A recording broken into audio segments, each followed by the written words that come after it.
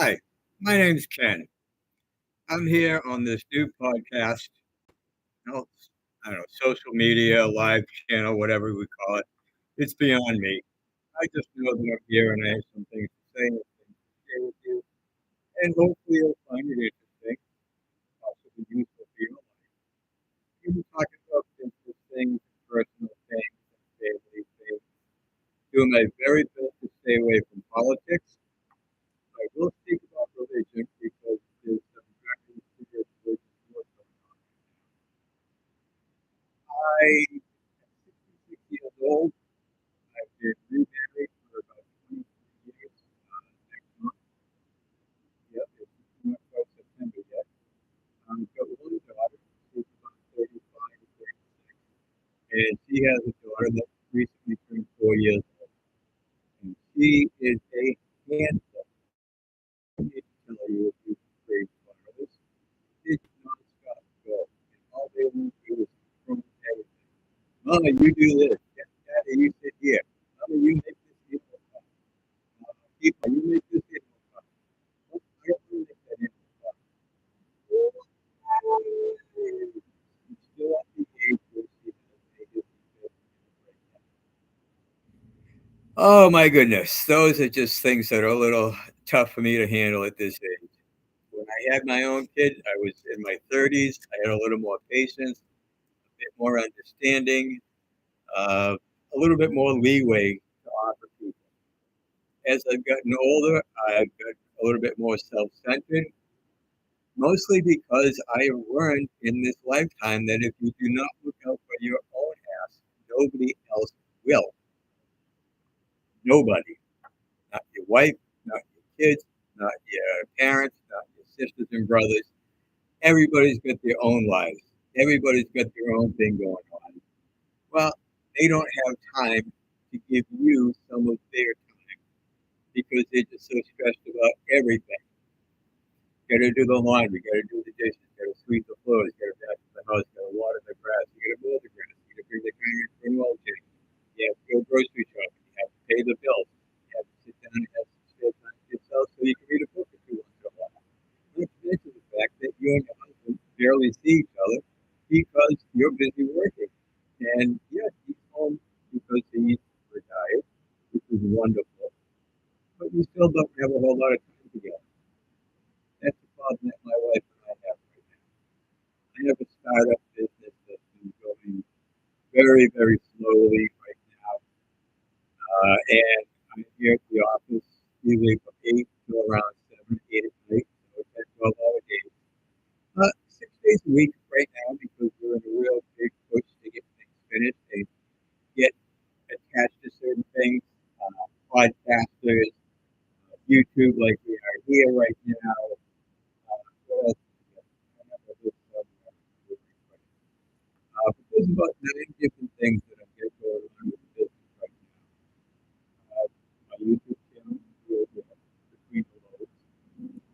I have to do podcasts just like I have to do social media stuff. I have to do a TikTok shop. I have to do a Facebook shop. I have to, no, not a Facebook shop, an Amazon shop.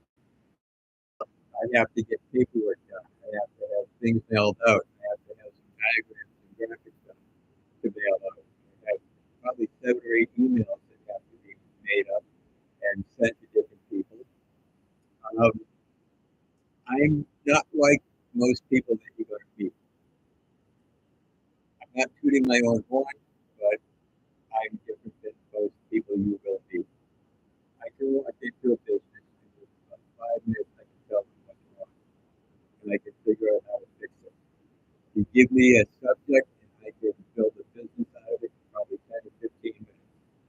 Start to finish, complete.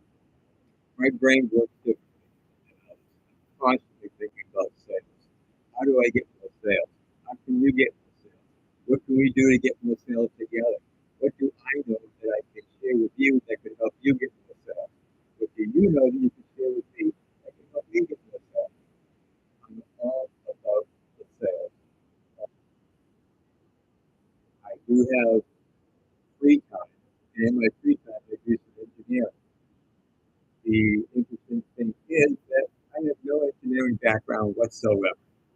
And I have these 6 projects that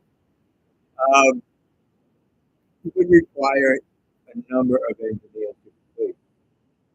One project in particular with my AI. I love AI. I don't know about you guys, but I love AI. Absolutely love it. It's the only thing that can keep up with me right now. Nobody can. I can sit and talk to people and hold their head for 2 fucking minutes. Yeah, well, I'm not all that special. I just look at things differently. My brain figures things out. The other night, I'm watching the news on the Ukrainian war, and they're showing the drone boats, and I'm looking at it, and it's sitting in the water with probably about a 12-inch gunnel, and there's all sorts of stuff all over the top of it. Well, that's going to get blown out of the water. No, it took me about an hour to design an unsinkable drone boat.